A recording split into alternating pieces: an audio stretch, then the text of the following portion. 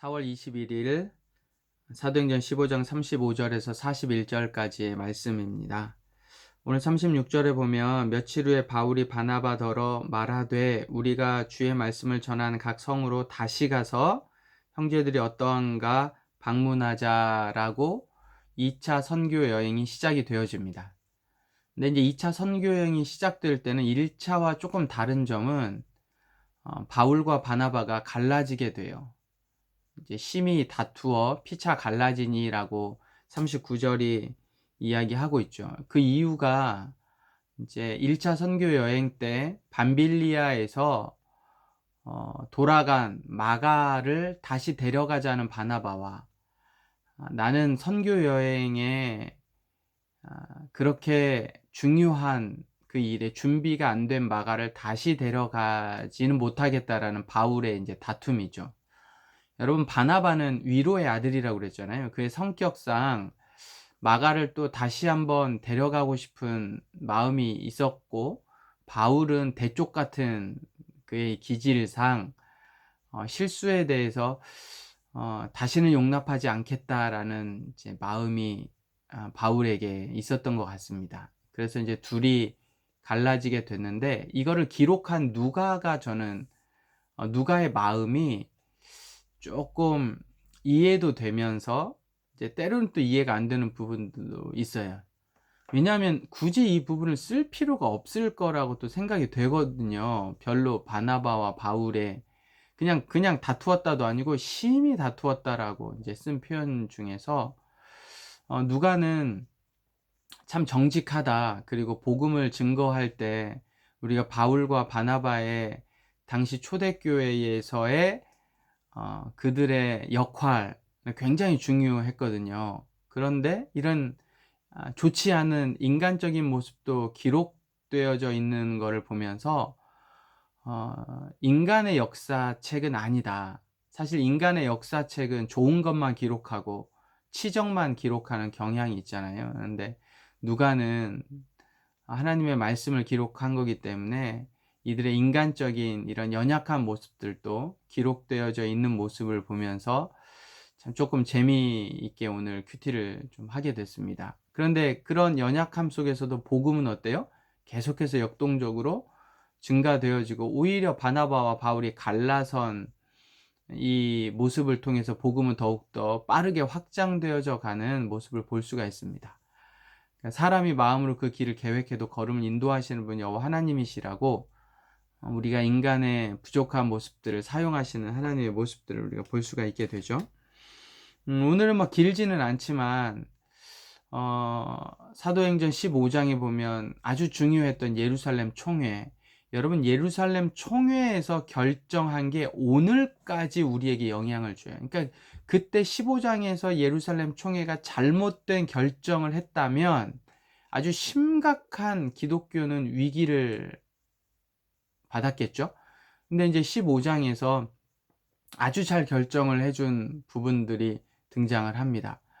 그리고 사실 1차 선교 여행과 2차 선교 여행 사이에 15장에 예루살렘 총회가 있었잖아요. 그래서 오늘은 예루살렘 총회를 잠깐 정리를 좀 하고 가려고 합니다.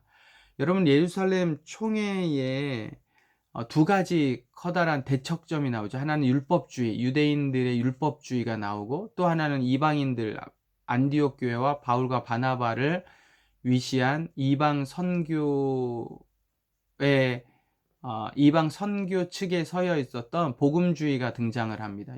유대인들의 율법주의와 그 다음에 바울과 바나바의 복음주의가 이제 두 개가 나오는 건데, 하나는 율법주의는 외적인 모습이에요. 여러분, 그 예루살렘 총회를 통해서 우리가 배울 수 있는 게 있다고요. 오늘날도.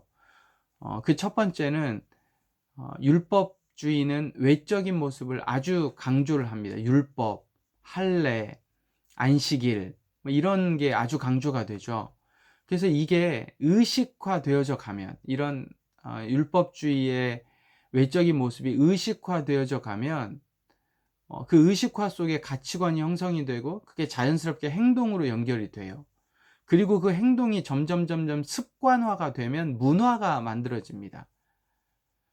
그래서 이 문화는 상당히 바뀌지 않아요. 한번 문화가 정해져 버리면 폐쇄성이 있습니다. 잘 바뀌지 않아요, 그 문화가.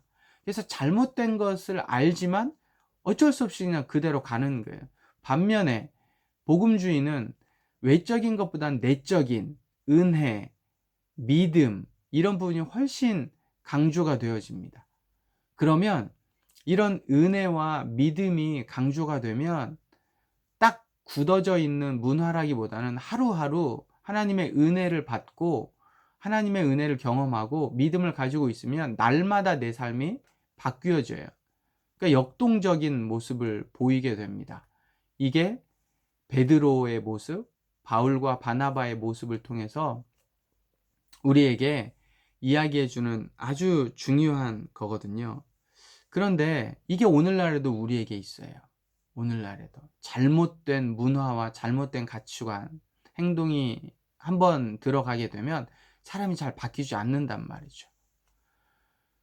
그래서 어떻게 해야 돼요? 매일마다 날마다 이 은혜와 또 믿음의 삶을 살아가야 돼요. 여러분 큐티하고 있는 게 그거예요. 우리가 한번 의식화되어져 있는 사고를 바꾸기가 쉽지 않아요. 근데 이제 이 모습이 날마다 큐티하면서 하나님의 은혜를 경험하고 믿음의 삶을 살아가려고 할 때 매 순간순간마다 하나님이 나에게 오늘 말씀하시는 게 오늘, 그러니까 어제도 아니고 그제도 아니고 1년 전, 10년 전이 아니라 오늘 하나님이 나에게 말씀하시는 것들을 내가 깊이 있게 묵상을 하면 내 삶이 오늘 하루하루가 바뀌어져 갈 수 있다라는 생각을 여러분 하셔야 됩니다. 그래서 지금의 우리의 모습, 코로나로 주일 성수에 대한 모습들이 바뀌어 가고 있잖아요. 그리고 기존에 내가 지금까지 생각해 왔던 모든 부분들이 또 변화되어져 가고 있단 말이죠. 포스트 코로나로 우리의 삶이 어떻게 바뀔지, 우리의 신앙이 어떻게 바뀔지, 우리의 문화가 어떻게 바뀔지 이렇게 한번 뿌리부터 흔들어주는 이런 외적인 어쨌든 도전을 통해 우리가 새롭게 응전해 가는 과정 속에서 내 자신을 좀 바꾸어 갈 수 있는 삶을 여러분 살기를 바랍니다. 그래서 오늘 예루살렘 총회가 우리에게 준 교훈들이 있다는 사실, 율법주의냐 아니면 복음주의냐, 폐쇄성이냐 아니면 역동성이냐 라는 이 교훈을 통해서 여러분 우리도 계속 변화해 가야 됩니다. 하나님의 은혜와 믿음을 통해서 변화해 가지 않으면 나도 모르게 유대인처럼 잘못된 안식일, 율법, 할례라는 외적인 모습에 딱 정형화되어져서 변하지 않아요. 여러분 오늘 하루 이 말씀을 통해 계속해서 변화되어져 가고 역동적인 삶을 살아가는 우리 모두가 되기를 주의 이름으로 부탁드립니다. 자, 오늘 하루도 내 삶의 변화를 위해 갑시다!